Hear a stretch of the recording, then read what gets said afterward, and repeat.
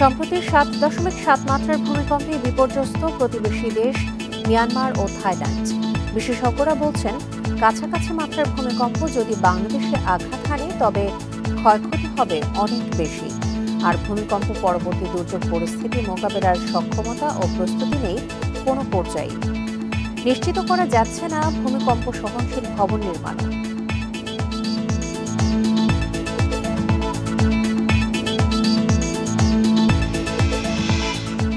এই নিয়ে বিস্তারিত থাকছে সংবাদে। স্বাগত। সকাল 9টার বিরতিহীন ইন্ডিপেন্ডেন্ট সংবাদে আপনাদের সাথে আছি সঞ্চারে মজিদ তমা। শুনছিলেন।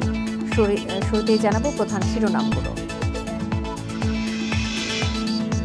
ইউনূস মোদি প্রথম বৈঠক ব্যাংককে। দিল্লির সঙ্গে আস্থা বোঝাপড়া পুনরুদ্ধারে আগ্রহী ঢাকা।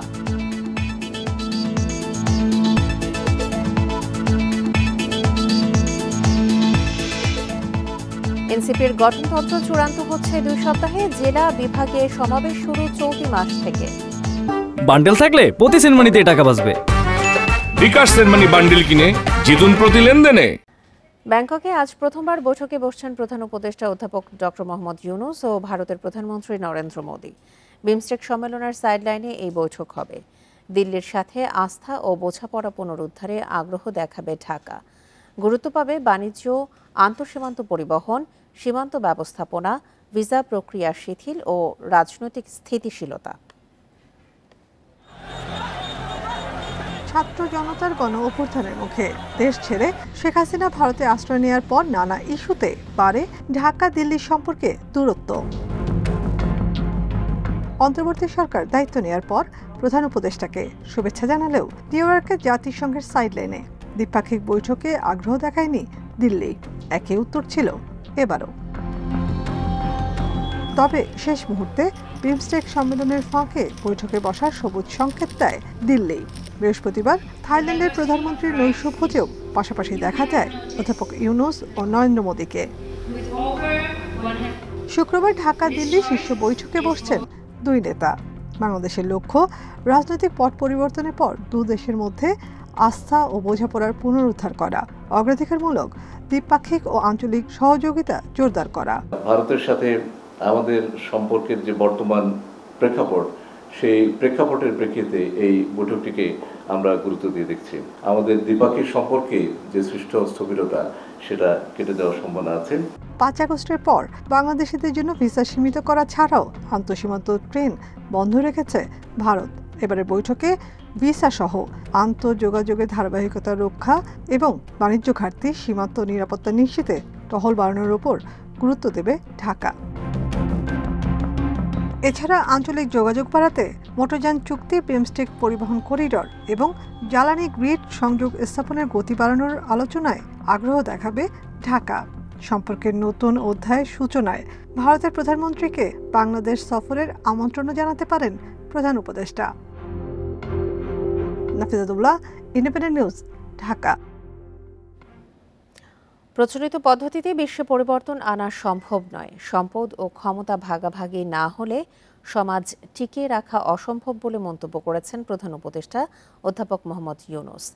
বৃহস্পতিবার ব্যাংককে বিমস্টেক সামিটের যুব ফোরামে দেয়া বক্তব্যে এসব মন্তব্য করেন তিনি। এ সময় তরুণদের চাকরির পেছনে না ছুটে উদ্যোক্তা হওয়ার আহ্বান জানান ডক্টর ইউনূস। হল ভর্তি তরুণ প্রতিনিধি, তাদের অনুপ্রেরণা জোগাতে নিজ জীবনের গল্প শোনান প্রধান উপদেষ্টা অধ্যাপক মোহাম্মদ ইউনূস।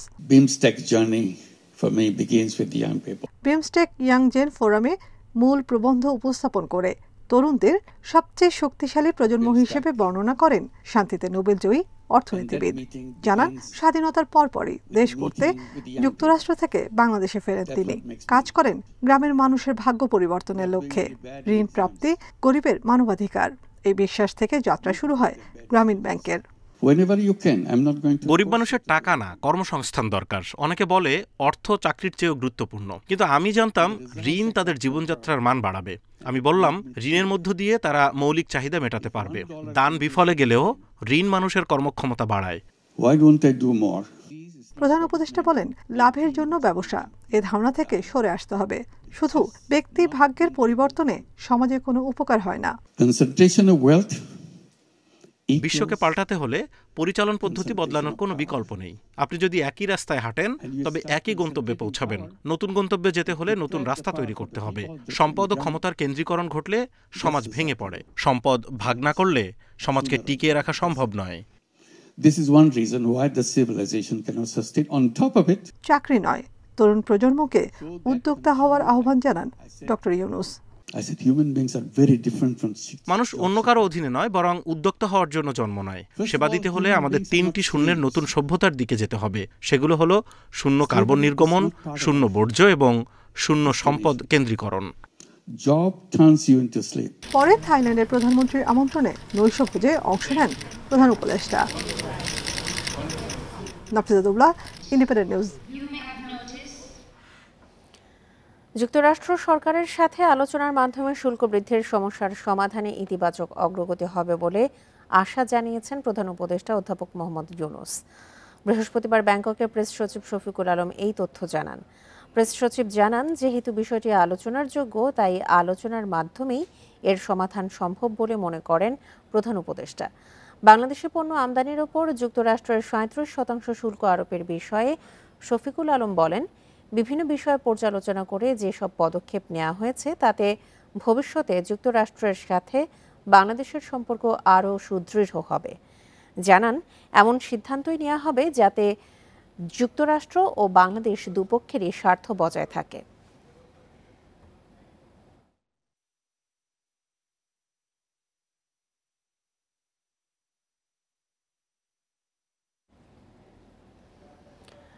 আগামী 2 সপ্তাহের মধ্যে জাতীয় নাগরিক পার্টি এনসিপির গঠনতন্ত্র চূড়ান্ত হচ্ছে। চলতি মাস থেকেই বিভাগীয় ও জেলায় জেলায় সমাবেশের মতো ধারাবাহিক কর্মসূচিতে যাচ্ছে নতুন দলটি। সেই সঙ্গে নির্বাচন কমিশনে নিবন্ধনের প্রস্তুতি নেওয়াও শুরু করেছে এনসিপি। একথা জানিয়েছে দলটির নেতারা। গত 28 ফেব্রুয়ারি যাত্রা শুরু করে জাতীয় নাগরিক পার্টি এনসিপি। এরপর থেকেই রাজনীতির মাঠে সরব দলের নেতাকর্মীরা। ঈদের ছুটিতে দলটির শীর্ষ নেতারা নিজ নিজ এলাকায় জনসংযোগ করেছেন, যা আগামী নির্বাচনে অংশ নেয়ারই প্রস্তুতি। সেই সঙ্গে চলতি মাসে দলীয় ঘোষণাপত্র ও মৌলিক কর্মসূচি প্রকাশ করবে এনসিপি। বিভাগীয় ও জেলা পর্যায়ে সমাবেশের কর্মসূচি দিয়েছে দলটি। বিভাগীয় সমাবেশ করার জন্য সেটারও প্রস্তুতি চলছে। আর সংস্কারের বিষয় হচ্ছে, সংস্কার কমিশনের কাছে তো আমরা আমাদের যারা যেই সংস্কার প্রস্তাব, আমরা যেই জুলাই সনদের কথা বলা হচ্ছে, আমাদের যে চেকলিস্টটা পাঠানো হয়েছে, সেখানে 5টি কমিশনের যে সংস্কার প্রস্তাবনা, সেই প্রস্তাবনা আমরা আসলে জমা দিয়েছি অলরেডি। তৃণমূল পর্যায়ে সংগঠিত করতে চলতি মাস থেকেই দলটির জেলা উপজেলা পর্যায়ে কমিটি হচ্ছে। 2 মাসের মধ্যেই যা সম্পন্ন করার লক্ষ্য। দলের কেন্দ্রীয় কার্যালয় সহ প্রয়োজনীয় সংখ্যক কার্যালয় নেয়ার প্রস্তুতি চলছে।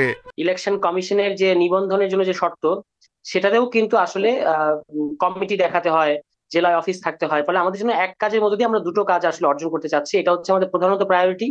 এর বাইরে আমাদের সদস্য ফর্ম হয়েছে। আমরা সেই সদস্য ফর্ম সারা দেশে একটা সদস্য সংগ্রহ সপ্তাহ ঘোষণা করার একটা পরিকল্পনা আছে।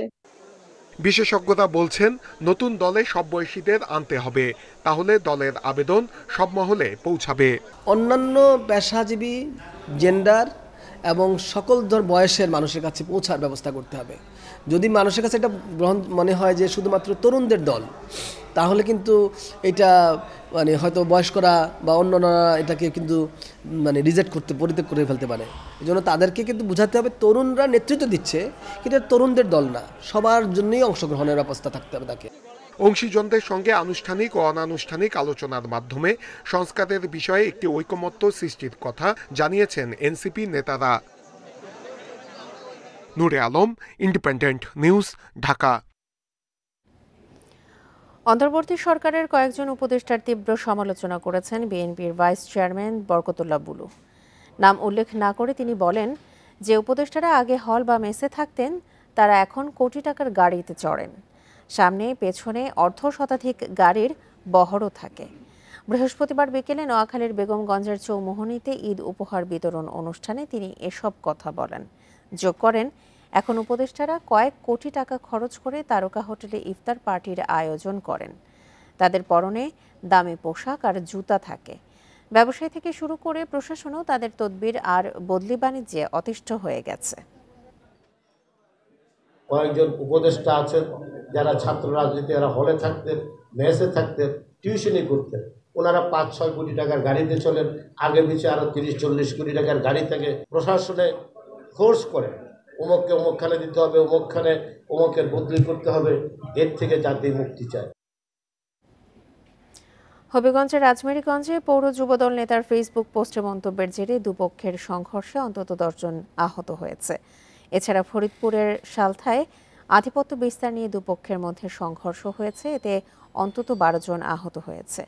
পুলিশ জানিয়েছে, হবিগঞ্জের আজমেরিগঞ্জে পৌর যুবদল নেতার ফেসবুক পোস্টের মন্তব্য নিয়ে বিরোধে স্বেচ্ছাসেবক দলের সদস্য সচিব রাহি রহমান ও সদর ইউনিয়ন ছাত্র দলের সাধারণ সম্পাদক হুমায়ুন কবির আকাশের সমর্থকদের মাঝে সংঘর্ষ হয়। এদিকে ফরিদপুরের সালথায় পূর্ববিরোধের জেরে দুই পক্ষের সমর্থকদের মাঝে বাকবিতণ্ডার এক পর্যায়ে তারা দেশীয় অস্ত্র নিয়ে সংঘর্ষে জড়ায়। এ সময় দুপক্ষের বাড়িতেই হামলা ও ভাঙচুর হয়।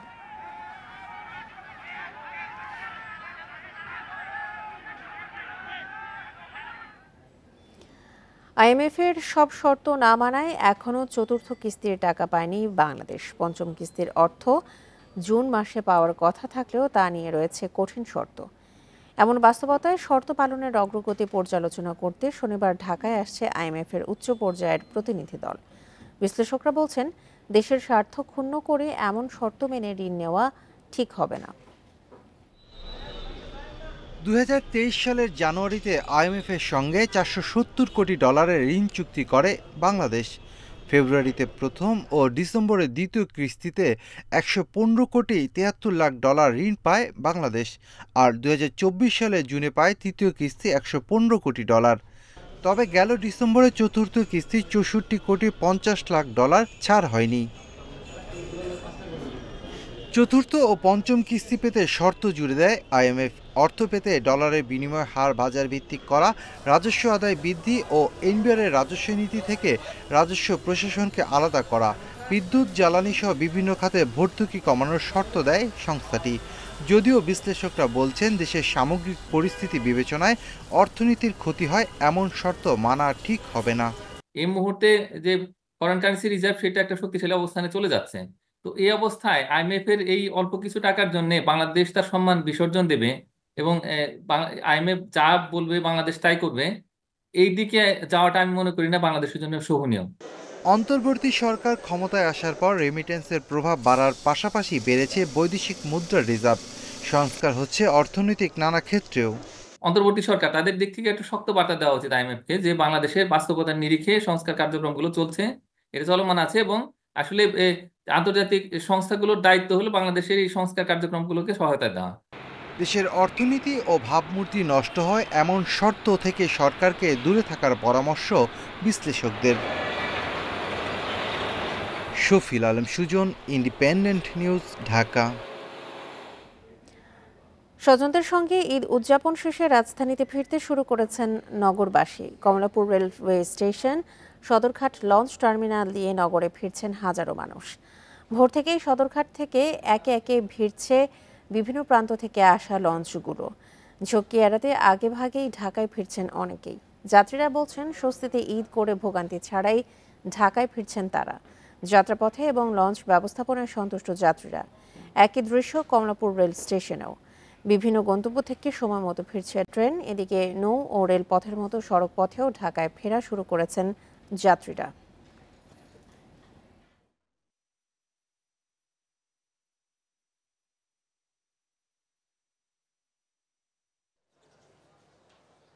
বিগত বছরের চাইতে এবার আলহামদুলিল্লাহ খুব ভালো জার্নি হয়েছে। আমরা সবাই খুব সন্তুষ্ট। আর ইভেন মানুষের মুখ থেকেও যা শুনেছি আর কি গ্রামে, যে আলহামদুলিল্লাহ সবাই খুব স্বতঃস্ফূর্তভাবে ঈদ করেছে। এবার ভালোই কেটেছে ঈদ সবার সাথে, আর জার্নিটাও খুব ভালো ছিল। আগের থেকে লঞ্চ যাত্রায় অনেক স্বস্তি ফিরে আসছে, যাত্রীরা কোনো ভোগান্তি হয় নাই। বিভিন্ন অঞ্চল থেকে সুষ্ঠু শান্তিপূর্ণভাবে নির্বিঘ্নে অত্যন্ত স্বাচ্ছন্দ্যভাবে বাংলাদেশের বিভিন্ন অঞ্চল থেকে ঢাকায় এসে পৌঁছেছে। কোনো রকম অপ্রীতিকর ঘটনা, দুর্ঘটনার খবর আমরা এ পর্যন্ত পাইনি। বাড়তি ভাড়া সংক্রান্ত বিষয়ে কোনো অভিযোগ এই পর্যন্ত আমরা পাইনি। মানুষের রাজধানীতে ফেরা নিয়ে আরও জানাতে এই মুহূর্তে কমলাপুর রেল স্টেশন থেকে যোগ দিচ্ছেন আমাদের সহকর্মী আদিলুর রহমান।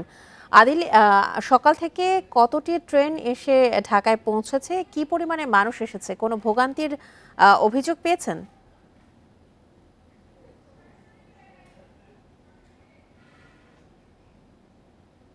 আসলে যে ছুটি শেষ হয়ে যাচ্ছে, রোববার থেকে আবার কর্মব্যস্ততা, এই যে শহরে জীবনে আবার মানুষগুলো আসলে প্রবেশ করা শুরু করবেন।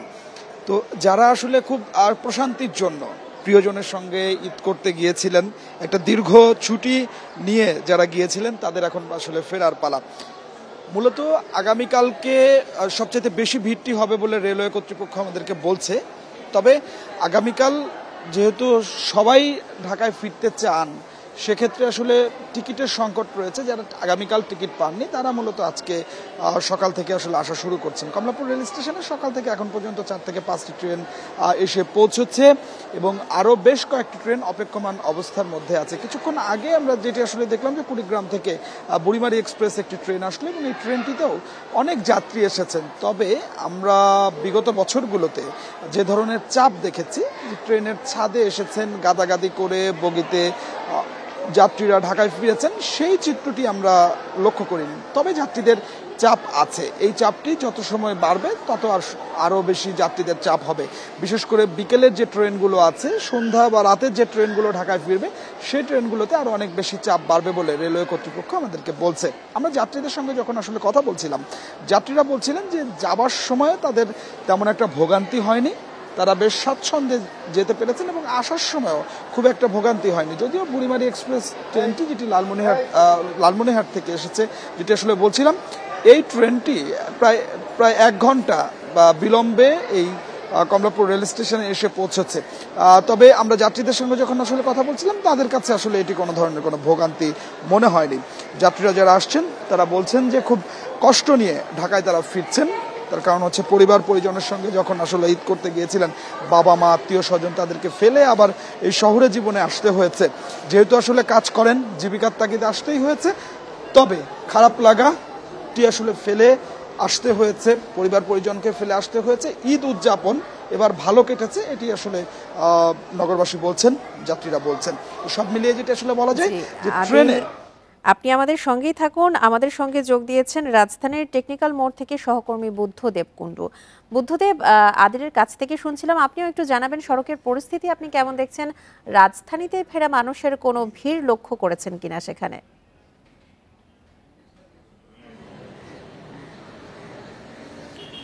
তোমার এবারের ঈদে আমরা যেমনটি দেখছিলাম যে ঘরে ফেরা মানুষের যে একটি স্বস্তি ছিল, এখন বাড়ি থেকে ঈদের ছুটি শেষে কর্মব্যস্ততায় আবারও তারা ঢাকায় ফিরছেন। এই মুহূর্তেও কিন্তু আমরা অনেকটাই স্বস্তি দেখতে পাচ্ছি।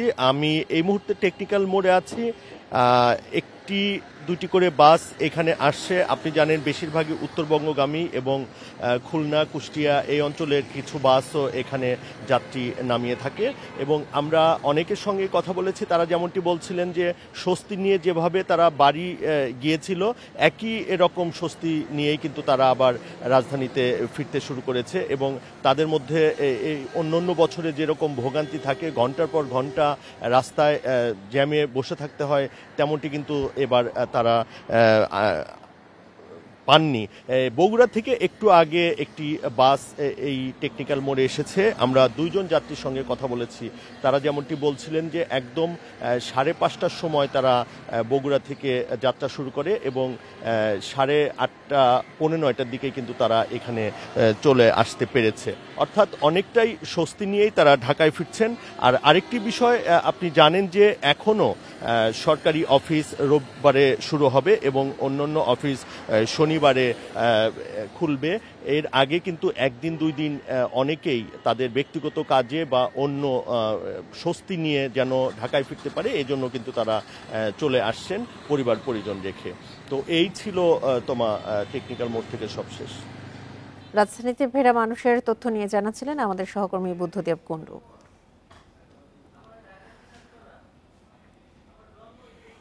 চলে যাচ্ছি পরের সংবাদে। ঈদের ছুটি শেষে কর্মস্থলে ফিরতে শুরু করেছেন সাধারণ মানুষ। এ নিয়ে এখন আরও জানাতে বরিশাল ও বগুড়া থেকে যোগ দিচ্ছেন আমাদের সহকর্মীরা। শুরুতে যাচ্ছি বরিশালে, জানাবেন আমাদের সহকর্মী মুরাদ আহমেদ। মুরাদ, ঈদের ছুটি শেষে কর্মস্থলে ফেরা মানুষের সংখ্যা আপনি কেমন দেখতে পাচ্ছেন?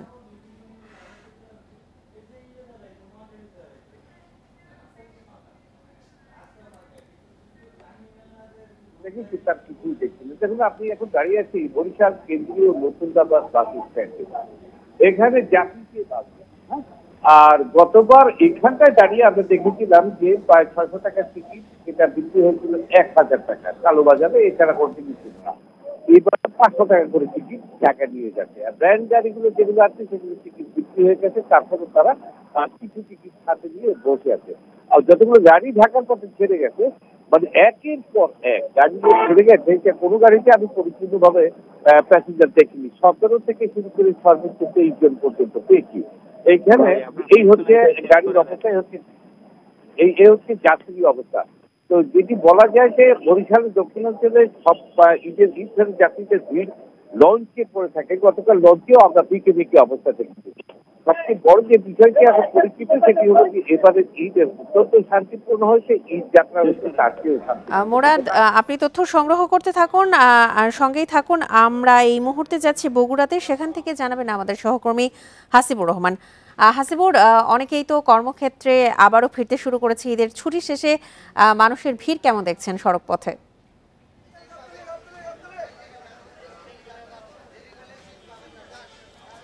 একেবারেই বলা যায় যে প্রত্যেকটা গাড়িতেই ঠাসা রয়েছে। আমি যে জায়গাটিতে রয়েছে এটি বগুড়া কেন্দ্রীয় কোস্ট্যান্ড ঠনঠনি এলাকায়। এখানে সকাল থেকে যাত্রীদের উপস্থিতি ছিল অনেক বেশি বলে আমাদেরকে জানিয়েছে কাউন্টার ম্যানেজারগুলো, এবং ইতিমধ্যেই বেশ কয়েকটি কাউন্টারের যারা দায়িত্বে রয়েছেন তাদের সাথে কথা বলে আমরা জানতে পেরেছি যে আগামী 8 বা 10 তারিখ পর্যন্ত অধিকাংশ ভালো গাড়ির কোনো টিকিট নেই, এবং সবাই বলছেন যে এখন যেসব যাত্রী আসছেন তাদের অনেকেই সাধারণ যে গাড়িগুলো রয়েছে সেগুলো তাদেরকে যেতে হবে।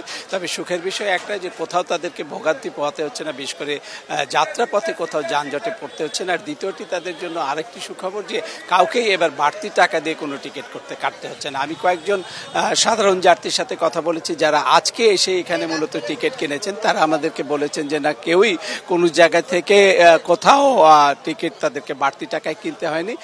প্রত্যেকটি টিকিটে যে অঙ্ক লেখা আছে সেই অঙ্কটাই তারা নিয়েছে। তবে অনেকগুলো জায়গাতে আমি এটিও দেখতে পেয়েছি যে দীর্ঘ লাইনে দাঁড়িয়ে যাত্রীদেরকে টিকিট কিনতে হয়েছে। আর গত রাত্রিতে আমি বেশ কয়েকটি এলাকায় গেছি, বিশেষ করে রংপুর এবং গাইবান্ধার রুটে আমি কয়েকটি পয়েন্টে গেছি। সড়কে যাতে কোনোভাবে যানজটের সৃষ্টি কেউ করতে না পারে সেজন্য আইন শৃঙ্খলা রক্ষাকারী বাহিনী রয়েছে। গোবিন্দগঞ্জে আমি সশস্ত্র বাহিনীর সদস্যদেরকে দেখেছি যারা সড়কের শৃঙ্খলা ধরে রাখবার জন্য কাজ করছে। একই সাথে হাইওয়ে পুলিশ, জেলা পুলিশ এবং কোনো জায়গায় স্থানীয়ভাবে স্বেচ্ছাসেবকরাও কাজ শুরু করেছে। সব মিলিয়ে এবার উত্তরবঙ্গের কোথাও যানজটের কোনো রকম খবর আমরা এখন পর্যন্ত পাইনি। এবং সবচেয়ে বড় যে বিষয়, এখানে কখনো কখনো ঈদের সময় ঢাকা যেতে 42 ঘন্টা 43 ঘন্টা লাগতো বা আসার পথে এরকম লাগতো, এবার একেবারেই উল্টো 3 থেকে 4 ঘন্টার মধ্যে ঢাকা যাওয়াও যাচ্ছে এবং আসাও যাচ্ছে। এবারের পরিবেশ বিগত যে কোনো বছরের তুলনায় সুন্দর, এ দাবি করছেন যাত্রীরা। একই সাথে যারা রয়েছেন বিশেষ করে কোচের মালিক এবং পরিবহন ব্যবসার সাথে রয়েছেন যে শ্রমিক ভাইরা, তারাও একই ধরনেরই কথা বলছেন। আর বগুড়া এই বাস স্ট্যান্ড থেকে, কোচ স্ট্যান্ড থেকে প্রায় 250-র মতো গাড়ি এখন ঢাকায় যাওয়া আসা করছে। সবাই বলছেন যে নির্দিষ্ট সময়ে তারা পৌঁছাতে পারছেন গন্তব্যে এবং ফিরেও আসতে পারছেন সময় মতো। সব মিলিয়ে এবার স্বস্তিদায়ক হয়েছে ঈদের যাত্রা, এটি দাবি করছেন ব্যবসায়ীদের পাশাপাশি যারা যাত্রী রয়েছেন তারাও। ঈদের ছুটি শেষে কর্মস্থলে ফিরতে শুরু করেছে মানুষ, সেই নিয়ে জানাচ্ছিলেন আমাদের সহকর্মীরা। সরু সড়কে ঝুঁকিপূর্ণ অসংখ্য বাঁক, লবণবাহী গাড়ির পানি আর চালকদের বেপরোয়া গতির নেশায় চট্টগ্রাম কক্সবাজার মহাসড়ক এখন মৃত্যু ফাঁদ। ধারণ ক্ষমতার তুলনায় অনেক বেশি গাড়ি চলার পাশাপাশি রয়েছে রিকশা, সিএনজির মতো কম গতির যানবাহনের দৌরাত্ম্য। ফলে প্রায় প্রতিদিনই মৃত্যুর মিছিলে যোগ দিচ্ছেন কেউ না কেউ। দেশের সবচেয়ে বেশি দুর্ঘটনাপ্রবণ দুটি মহাসড়কের একটি চট্টগ্রাম কক্সবাজার মহাসড়ক। প্রতিদিন বান্দরবান কক্সবাজার টেকনাফগামী হাজারো যানবাহন চলে এই সড়কে। চট্টগ্রাম শহর থেকে শাহ আমানত সেতু পেরিয়েই শুরু হয় সড়ক। নামে মহাসড়ক হলেও দুটি গাড়ি পার হতে হলে একটিকে নামতে হয় রাস্তার পাশে। 2 লেনের সরু রাস্তাতেই রিকশার মতো হালকা যানের সাথে চলে প্রাইভেট কার, বাস, ট্রাক, লরির মতো ভারী যানবাহন। এছাড়া কর্ণফুলীর ওয়াই জংশন থেকে চুনতি পর্যন্ত অংশে রয়েছে অন্তত 50টি বিপজ্জনক বাঁক। লবণবাহী ট্রাকের পানি পড়েও পিচ্ছিল হয় সড়ক। যে রাস্তাটা পাশে আর কোনো জায়গা নেই, সেহেতু বড় গাড়িগুলো আসলে ছোট ভেহিকলগুলো সাইড দিতে পারে না। যারা ড্রাইভিং আছে তারা আসলে কিছুটা অসচেতন। এখানে রাস্তা আঁকা বাঁকা হওয়ার পরেও তারা র্যান্ডমলি গাড়িটা চালায়।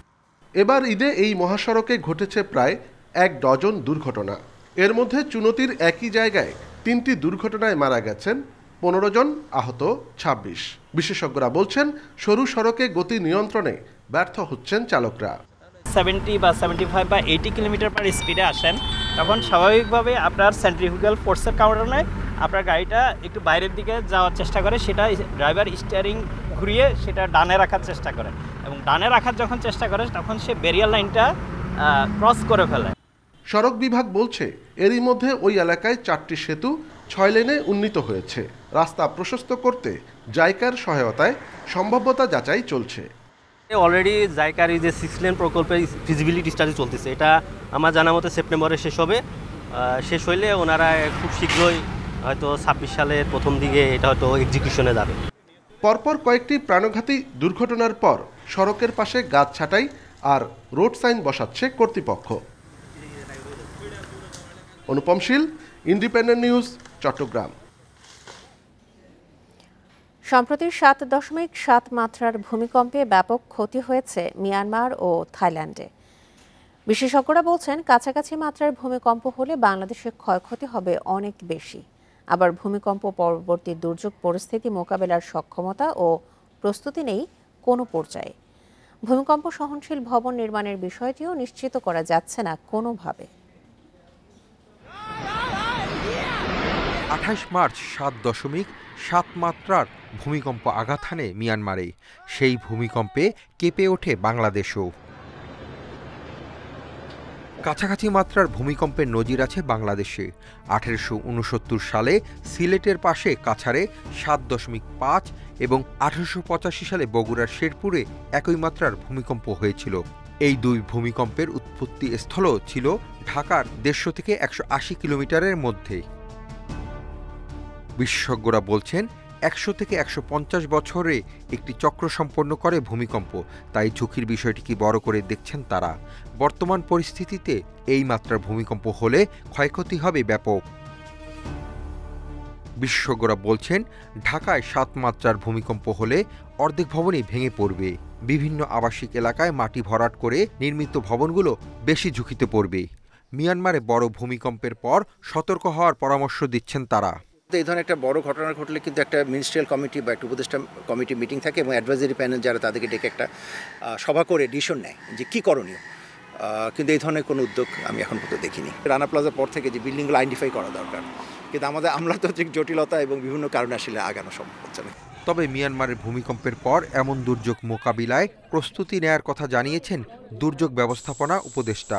প্রয়োজনীয় লোকবল, প্রশিক্ষণ, আগাম সতর্কতা এবং প্রয়োজনীয় যান্ত্রিক সক্ষমতা এগুলি অর্জনের জন্য আমরা কার্যকর ব্যবস্থা নিচ্ছি। উপদেষ্টা জানিয়েছেন যেসব ভবন ভূমিকম্প সহনশীল করে তৈরি করা হয়নি সেগুলো অন্য রঙে রাঙিয়ে দেওয়ার চিন্তা আছে, যাতে মানুষ এসব ভবন সম্পর্কে জানতে পারে। Hasif Mahmud Shah, independent News, Dhaka.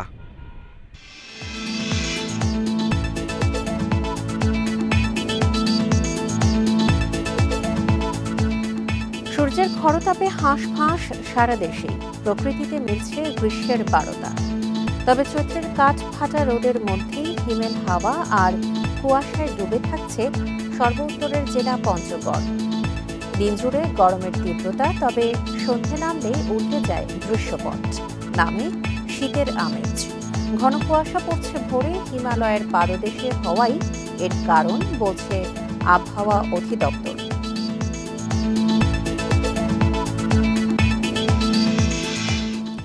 এ নিয়ে বিস্তারিত থাকছে সংবাদের পরের অংশে। যাচ্ছি পরের খবরে। প্রায় 3 কোটি টাকা মূল্যের খাদ্যশস্য ও খালি বস্তা লোপাটের ঘটনায় বগুড়ায় দায়ের করা 5টি মামলার বিচার শেষ হয়নি 3 যুগেও। এরই মধ্যে মারা গেছেন কয়েকজন আসামি। এছাড়া আওয়ামী লীগের পছন্দের এক আসামির নামও বাদ গেছে দুর্নীতির মামলা থেকে। দুদকের আইনজীবীদের দাবি, আসামি পক্ষের কারণে মামলার বিচার দেরি হয়েছে। 1989 সালে অভিযোগ ওঠে বগুড়ায় বেতগাড়ি ও নামুজা খাদ্য গুদাম থেকে আত্মসাৎ করা হয়েছে 14 টন ধান সহ 1881 টনেরও বেশি খাদ্যশস্য। একই সাথে 11,527টি খালি বস্তাও লোপাট হয়। মজুদের হিসাব মেলানোর সময় এসব বিষয় ধরা পড়ার পর চালকল মালিক, ডিসি ফুড ও এসি ফুড সহ 7 জনের বিরুদ্ধে 4টি মামলা করে খাদ্য বিভাগ ও দুর্নীতি দমন কমিশন। এরই মধ্যে মারা গেছেন 3 আসামি। মামলা চলার মধ্যেই দুর্নীতির মামলা থেকে এসি ফুড কাজী নুরুল ইসলামের নাম বাদ দেয় আওয়ামী লীগ সরকার। আর ডিসি ফুড জানি আলম খান মারা যাওয়ায় তার লোপাট করা অর্থের দায় দেয়া হয় তার স্ত্রীকে। 3,32,00,000 টাকার বেশি অর্থ আদায়ে 2008 সালে আরেকটি মামলা করে খাদ্য বিভাগ। তবে কোনো মামলারই বিচার শেষ হয়নি এখনো। বিভিন্ন আদেশের কারণে হাইকোর্টে গিয়েছে, আপিল করেছে, রিভিউ করেছে, রিভিশন করেছে। এই কারণে মামলাটা বিলম্বিত হয়েছে। মামলাটা শেষ পর্যায়ে চলে এসেছে, এখন আর্গুমেন্টের জন্য দিন ধার্য আছে। আর্গুমেন্ট হলেই মামলাটা শেষ রায়ের চলে আসবে। আসামি পক্ষের নানা তৎপরতার কারণেই মামলার বিচারে দেরি হয়েছে বলে দাবি দুদক কৌশলীদের। এই মামলাগুলো জামিন হওয়ার পরে ওনার স্যারদের এগেনস্টে মোহাম্মদ হাইকোর্টে গেছিলেন, ওখানে দীর্ঘদিন পেন্ডিং থাকার কারণে মামলাগুলো নিষ্পত্তি একটু দেরি হয়ে গেছে। দুদকের মামলায় হাইকোর্টের যে আদেশগুলো আছে সেই অনুযায়ী নথি প্রাপ্তির জন্য সময়টা যায়। ইয়া সাহেব যদি মামলাটা সাক্ষ্য প্রদান করে তাহলে মামলাটা নিষ্পত্তির জন্য নিতে পারবেন। সিনিয়র আইনজীবীরা বলছেন, রাষ্ট্রপক্ষ তৎপর না হলে এ মামলা শেষ হতে আরও বহু বছর সময় লাগতে পারে। Hasibur Rahman, independent news, Bogura. মাদারীপুরের সিটি সুপারমার্কেটের আগুনে পুড়েছে 3টি বসতঘর ও 25টি দোকান।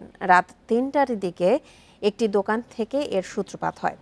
এর কিছুক্ষণের মধ্যেই সেই আগুন ছড়িয়ে পড়ে সেই মার্কেটে। খবর পেয়ে মাদারীপুর, রাজৈর, কালকিনি ও শরীয়তপুর থেকে আগুন নিয়ন্ত্রণে সেখানে আসে ফায়ার সার্ভিসের 6টি ইউনিট। পরে প্রায় 3 ঘন্টার চেষ্টায় তা নিয়ন্ত্রণে আসে। তবে এর আগেই পুড়ে যায় বসতঘর, কসমেটিক্স, কনফেকশনারি, হার্ডওয়্যারের দোকান। শর্ট সার্কিটেই এই আগুনের কারণ বলে প্রাথমিকভাবে ধারণা করা হচ্ছে।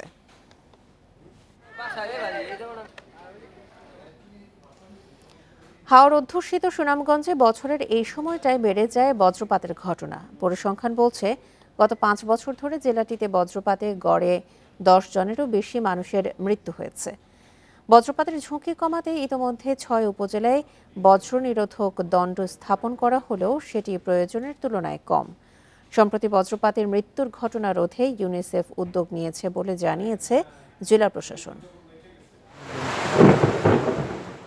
ভারতের খাসিয়া ও মেঘালয় পাহাড়ে মার্চ থেকে মে মাস পর্যন্ত আকাশে জমে থাকে মেঘ।